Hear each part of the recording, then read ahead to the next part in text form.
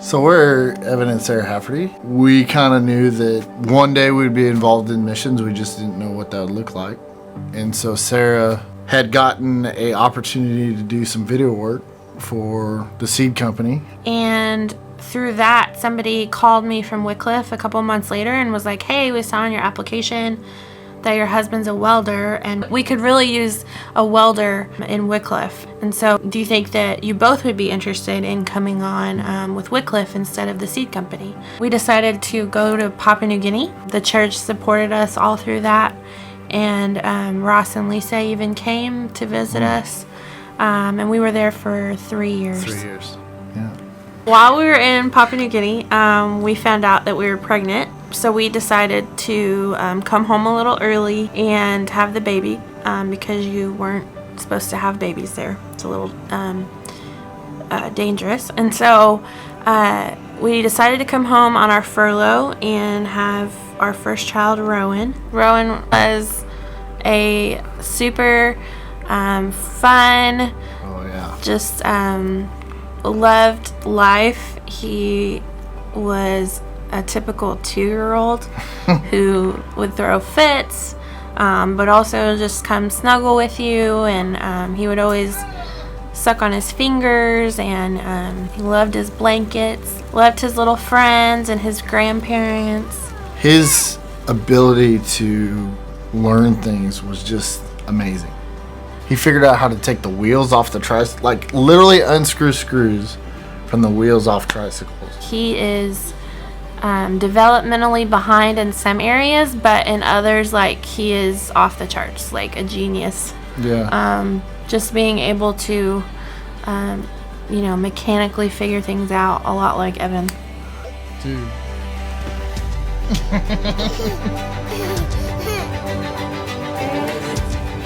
Oh, that's so fun! Wait. Oh, look at that! On November 19th, 2018, Rowan was about 2.5. He had a cold, and so I decided to take him to the doctor. And while we were at the doctor, he seemed fine. I noticed that he wasn't eating much, and he just didn't, just like a typical 2-year-old when they don't feel good. They just want to lay around and watch TV and stuff. And so he fell asleep in Evan's arms. That night I got up and checked on him in the middle of the night, but he was fine. And then on that morning, Evan found him.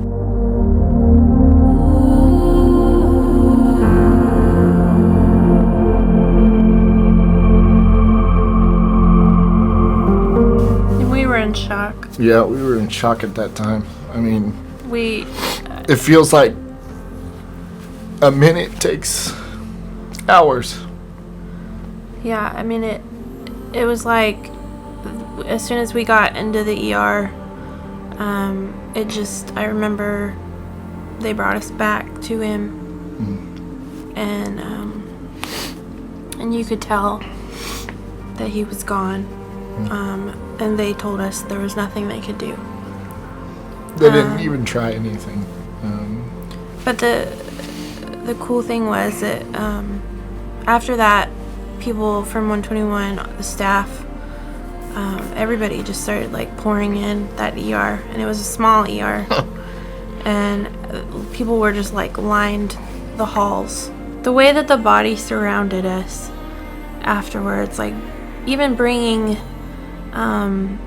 paper towels and food, and somebody planted flowers in our garden, and it took us a long time to be able to move back into our house.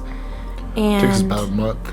When we did get there, people had prayed over it for us and planted flowers in the garden and cleaned up and just made it that much easier to move back in. And we had meals taken care of for months afterwards. Yeah. And it was really, really cool the way that 121 surrounded us throughout that time. So I would say that kind of one of the takeaways that we have is that if you've lost a child in any way,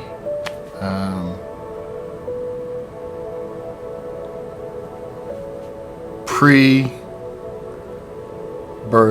all the way up to however old, that there's only one person that can give you hope, and that's Jesus.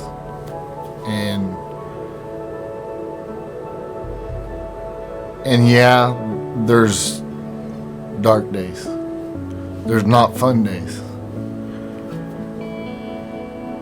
But knowing that Jesus is there, and knowing that Jesus has died for us on the cross, and he has wiped that away. Knowing that God lost a son as well. For anybody that's lost a child, I feel like not being able to know that you are going to heaven and not having that hope that you will see them again would just be devastating. And so without that hope, like, you have nothing. And I just feel like anyone that would like to know about how they can get to heaven, how they can see their loved ones again, we'd love to show them that way. Or talk to them. Or talk to them about how they can do that. Because it's not lost. All is not lost. Because of what Jesus did, we will see our loved ones again. And that's the only thing that we can hold on to. Yeah, has kept us going, that we can hold on to.